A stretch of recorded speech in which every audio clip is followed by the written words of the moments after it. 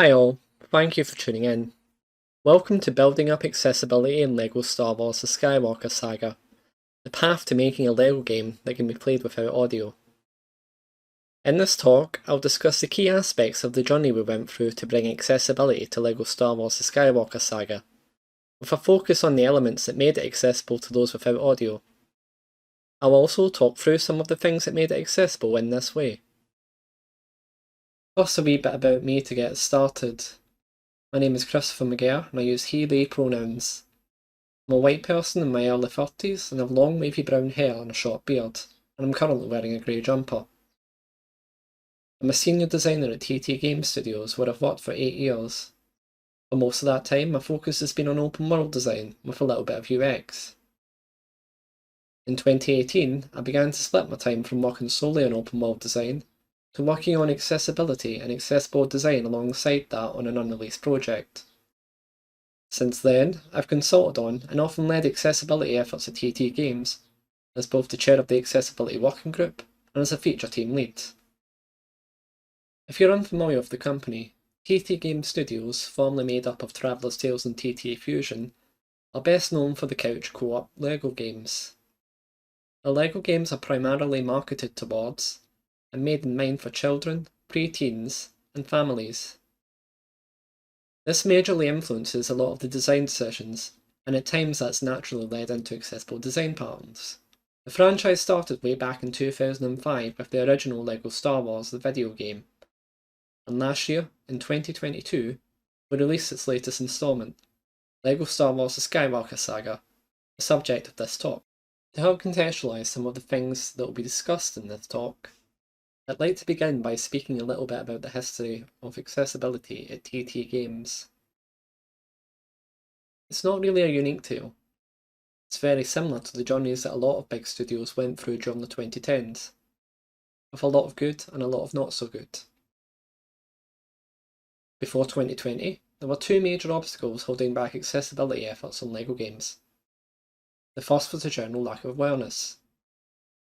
People were generally unknowledgeable about what accessibility actually was and why it was so important. Some believed that the number of players who would benefit from accessibility features was too small to justify any additional expense or work. And others believed that accessibility wasn't worth pursuing unless we could create a product that was fully accessible for all players with all abilities. The second major obstacle was resource. Resource in LEGO games in the 2010s was always quite tight. Games had a quick turnaround, and because of this and an aging engine, it was quite difficult to add fundamental new features.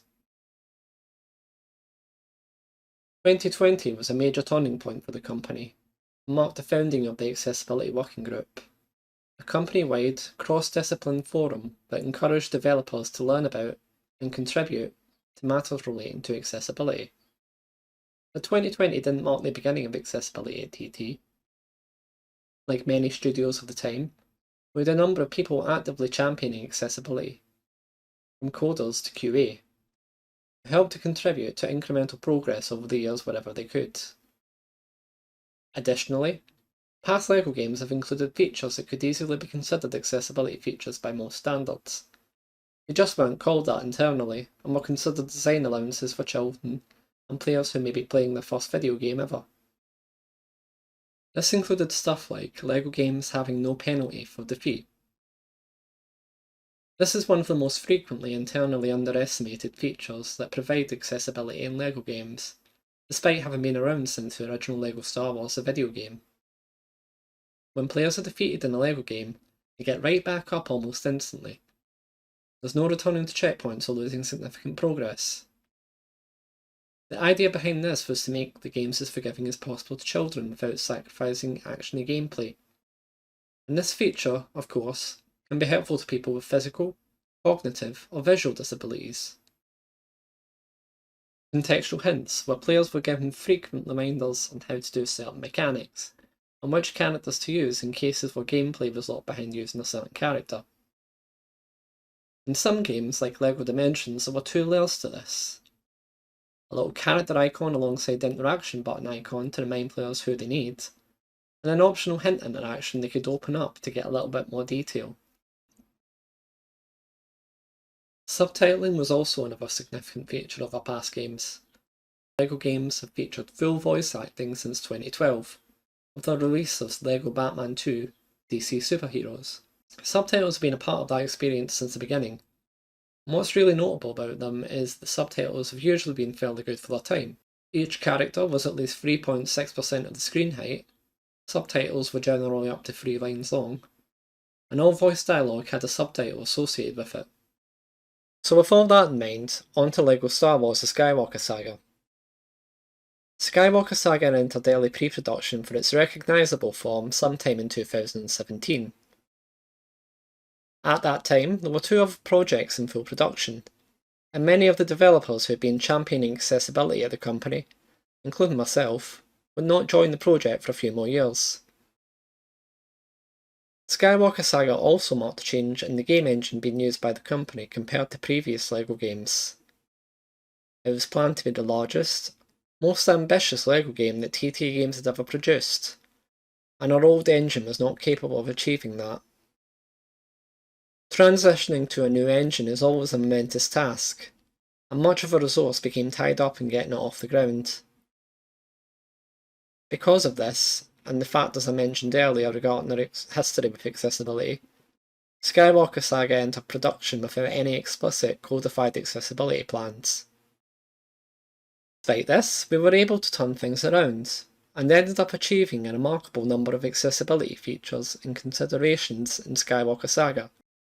The highlights of those features are basic control remapping, where players are able to change which buttons perform which actions.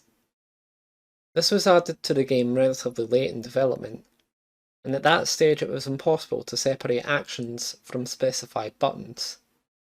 So what we ended up with was something similar to the OS level remapping available on modern consoles, but with visuals updating to match the changed controls. For instance, you could remap all of the controls that use the A button to use the B button instead, and the visuals would change to reflect that. We had a limited degree of UI text resizing. This was also added quite late in the development process, I think within the last few months. Because of that, it's not available for many of the options, but it is there for a lot of the information that we deem critical that isn't replicated elsewhere on screen. For instance, we have it in these screenshots below, showing the instructions for Astromech interface puzzles. Players had the choice between not showing these instructions, showing them at the normal size, and showing them at a larger size. There's also QTE input allowances. There's quite a large number of QuickTime events in Skywalker Saga. They're very common in lightsaber battles, for instance. In most of these situations, players need to rapidly tap a button to overcome an obstacle, something that's not very accessible for people with certain types of motor impairment. Options in the accessibility settings let players change these rapid tap events, so that they can be completed either by holding down a button, or completed automatically when started. Additionally, we believe we've achieved an experience that's fully playable for players with colourblindness, and fully playable for players who are deaf or hard of hearing. We are deeply honoured to be nominated for that in the GA Conf Awards this year. Now I say fully playable with an asterisk. I don't think there's any absolutes in accessibility. What might work for some deaf or hard of hearing players may not work for all of them, for instance. So in reality it's probably better to say that we've achieved an experience that's fully playable without the need for players to distinguish between colours, and an experience that can be played without any audio. There were 4 major aspects leading to the integration of accessibility in Skywalker Saga. Firstly, as I mentioned before, although there were no explicit accessibility plans for a lot of Skywalker Saga's development, there were many individuals championing accessibility throughout the project, conducting a form of guerrilla accessibility, applying accessible principles to their work, and unofficially experimenting with accessibility features hoping to generate buy-in for official implementation. Some of this work was directly integrated into the earlier stages of the project, and a lot of the unimplemented parts would form the foundations of features that would be officially implemented. Secondly, we were very lucky to have a development team large enough to allow for team members, including myself, to perform other research, development and concept work outside of Skywalker Saga. For a period of time after the release of the LEGO Movie 2 video game, I was able to dedicate time to develop the beginnings of an internal accessibility Bible. This was based on information from GameAccessibilityGuidelines.com. Can I play that? Dagger System, internal documentation provided by the accessibility team at WB Montreal, and many others. This documentation helped in developing clearer targets for Skywalker Saga and future TT projects, listing out a number of baseline features to be integrated early in all future projects, and a large number of rules that would encourage inclusive design and keep all features viable. Oddly, and probably most critically, an internal culture shift happened in 2020. This was brought on by the release of The Last of Us Part 2, the paradigm shift of work from home brought on by the COVID pandemic, and other internal factors. This caused a significant shift in how the majority of the company viewed accessibility. Off the back of this, a number of features were approved for integration all at once, included a dedicated accessibility menu.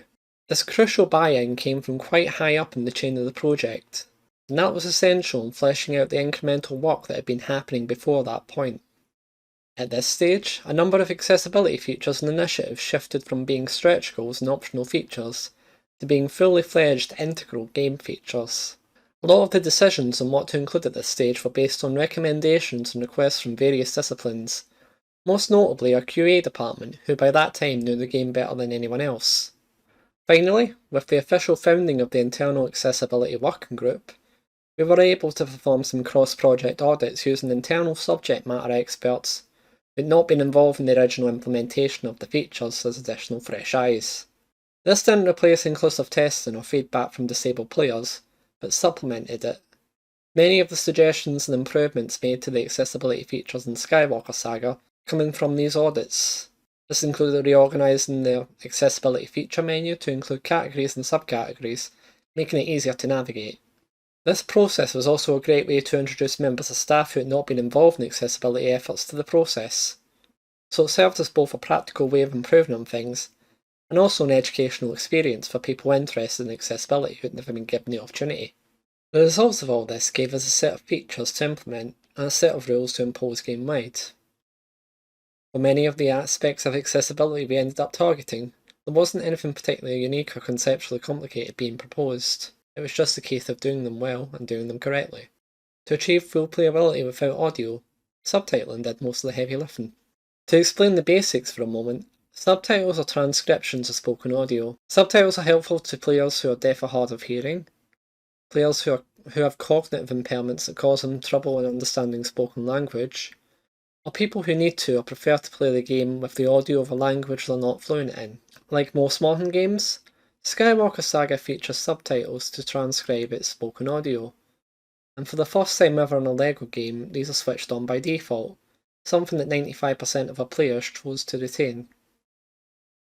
We did have some internal speculation that younger players would be less likely to want to keep subtitles switched on, that they might be too distracting to younger players who don't need them.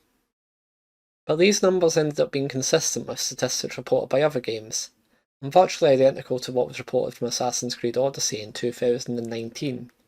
Skywalker Saga's subtitles follow most of the same cues LEGO game subtitles have been following since LEGO Batman 2.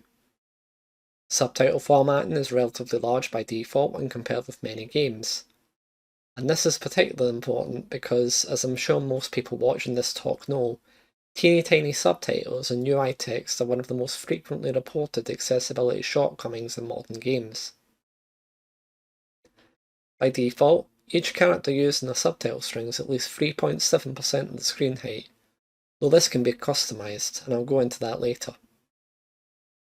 Additionally, subtitling is universal, so every single piece of dialogue in the game has an associated transcription that can be shown either in the form of a subtitle or as part of a dialogue box. Universal subtitling is of course an integral part in ensuring that subtitling is actually useful to players who need them. When you rely on subtitles, anything that isn't subtitled essentially doesn't exist. In practice, achieving universal subtitling was fairly simple for us to do thanks to our established dialogue workflow.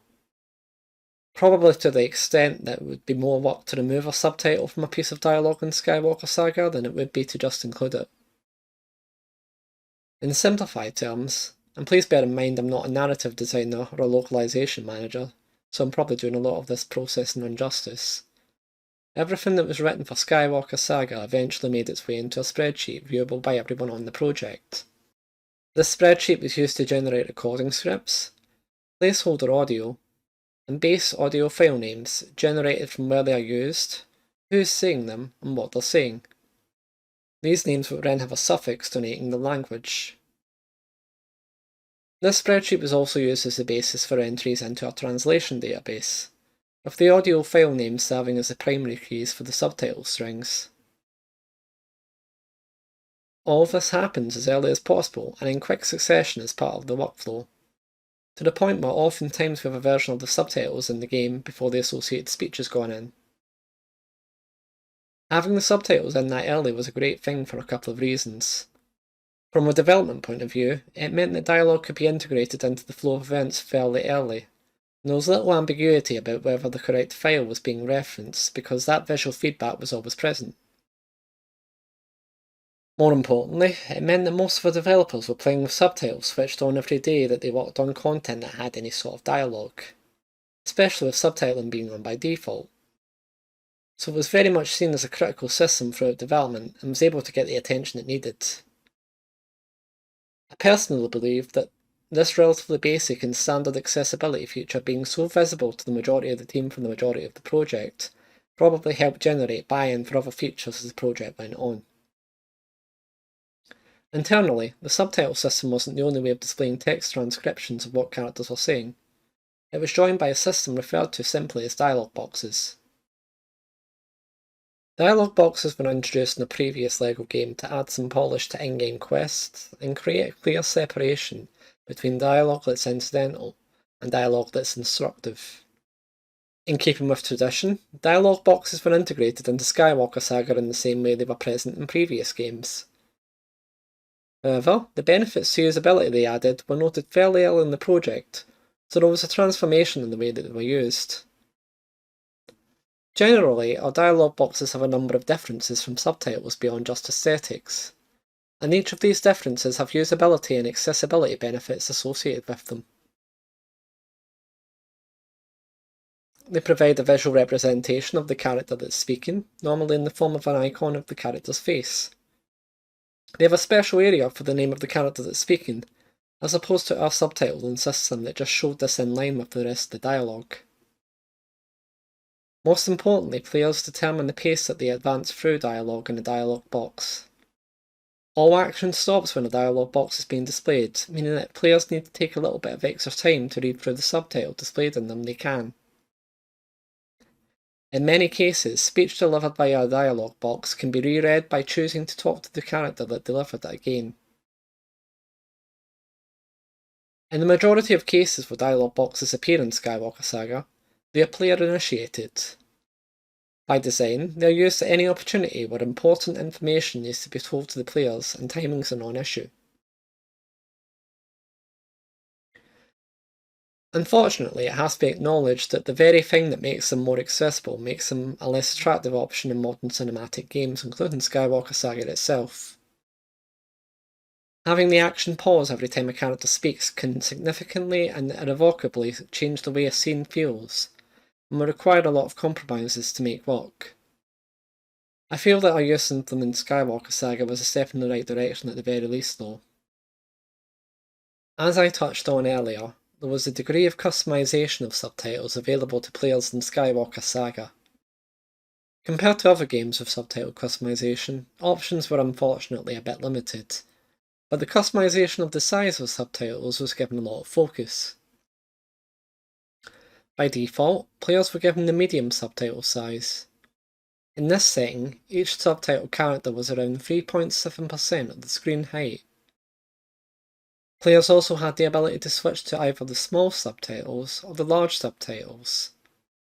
Small subtitles were 2.4% of the screen height, and large subtitles were twice that at 4.8% of the screen height. Just under 90% of players chose to retain the original subtitle size, with 2% selecting the large size, and 8%, including myself, choosing the smaller size.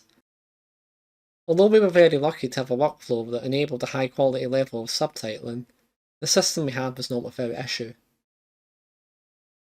Issues arose partly because the system was designed to be so simple, and most significantly because of the way that we wrote and categorised dialogue in past games.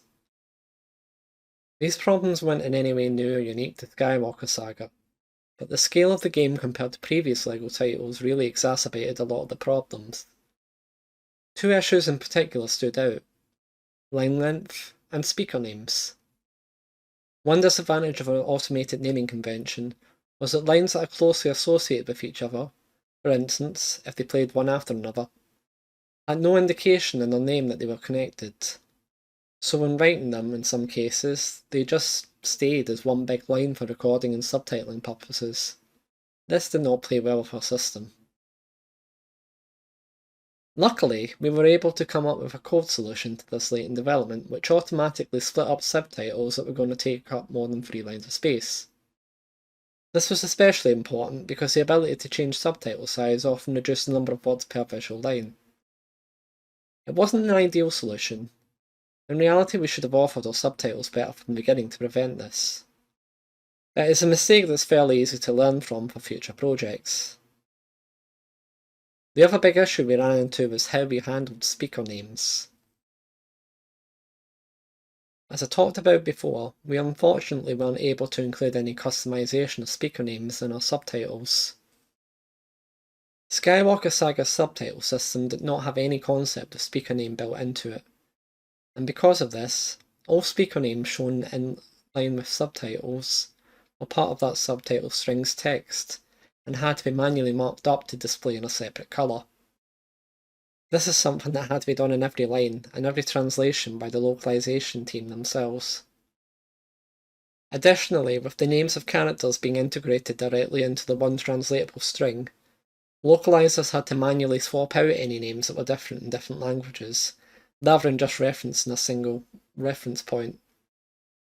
It just wasn't a very efficient way to do it, unfortunately, and if there was any issue with a name being used in one of the subtitles, all the strings had to be manually individually updated in the database. Now, on the other hand, for historical reasons, dialogue boxes did have a concept of speaker names, and these used single source strings, alleviating the issues that we saw in subtitles.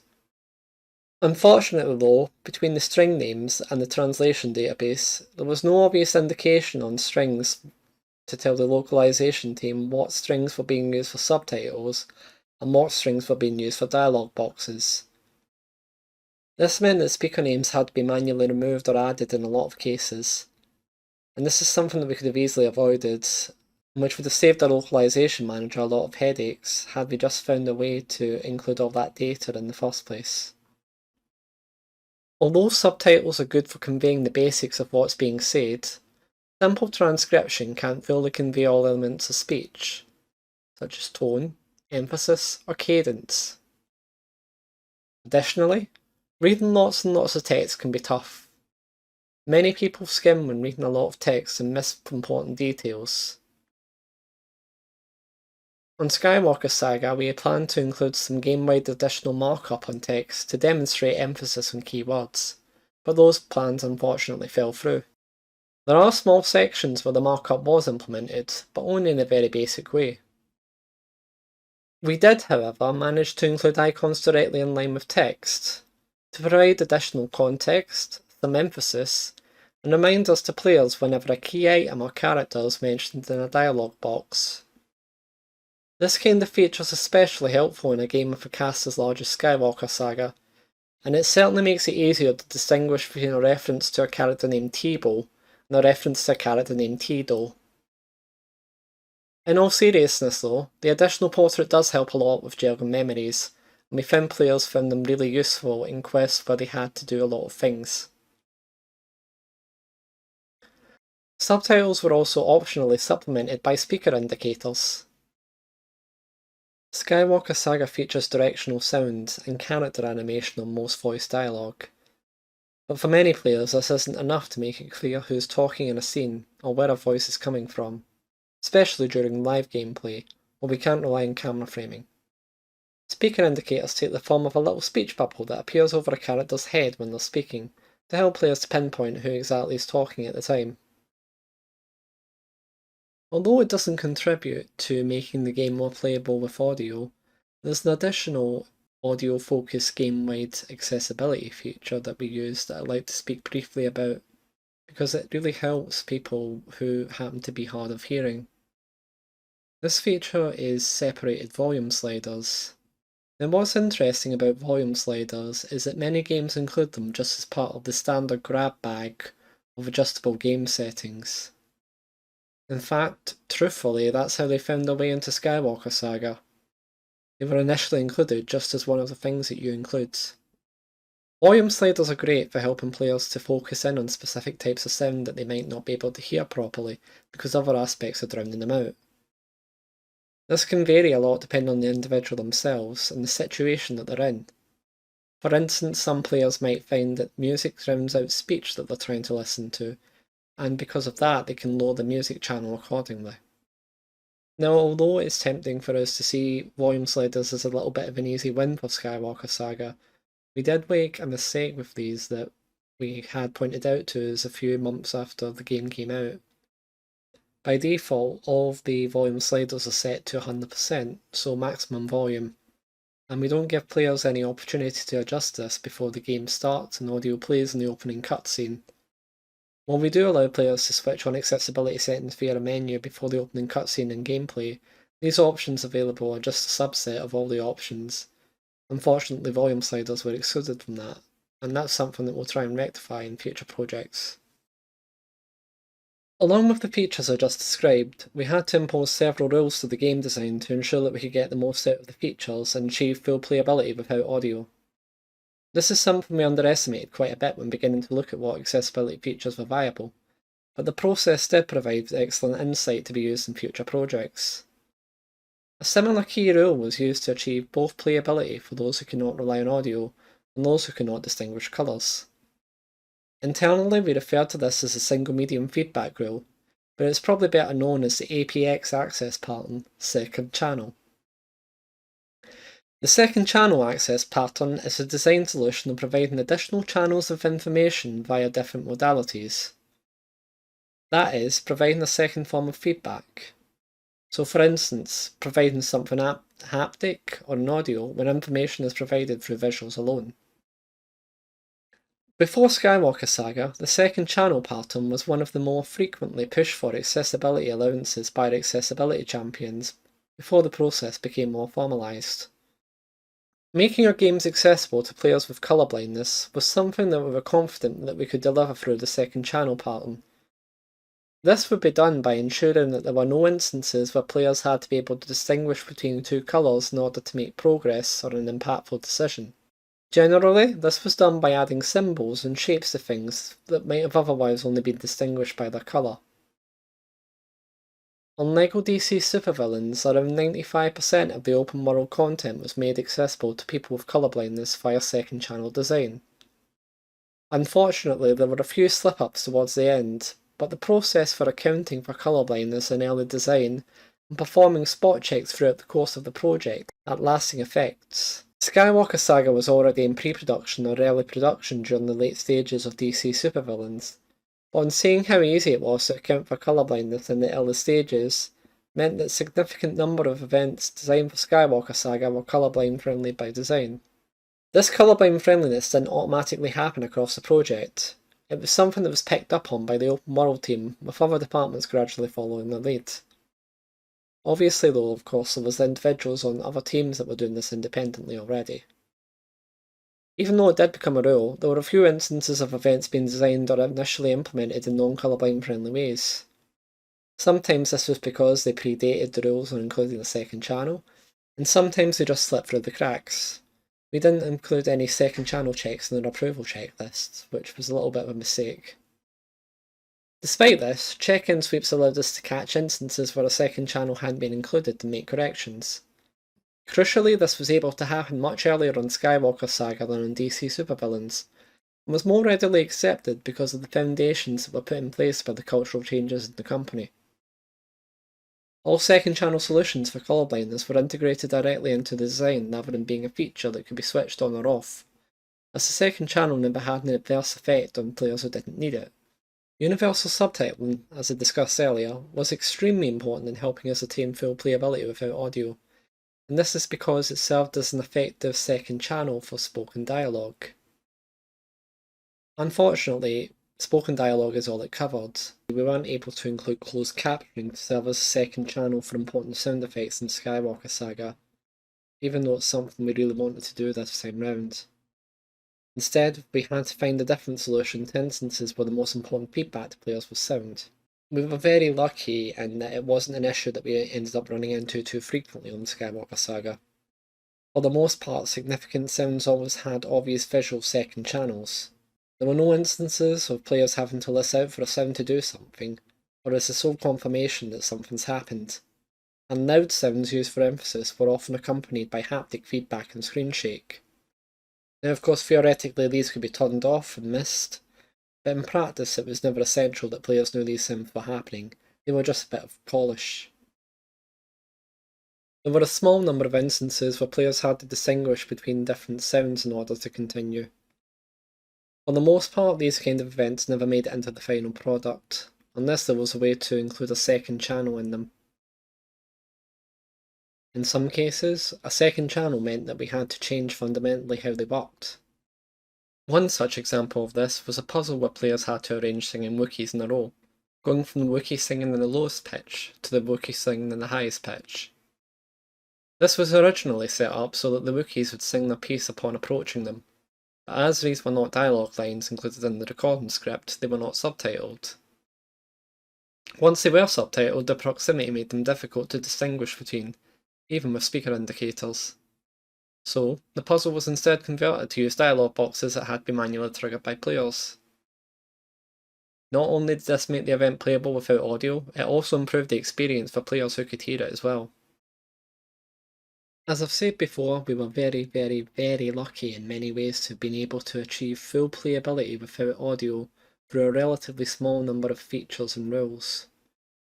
And although I think we achieved quite a lot, especially given how relatively late in development the green light for more accessibility came, it was by no means perfect.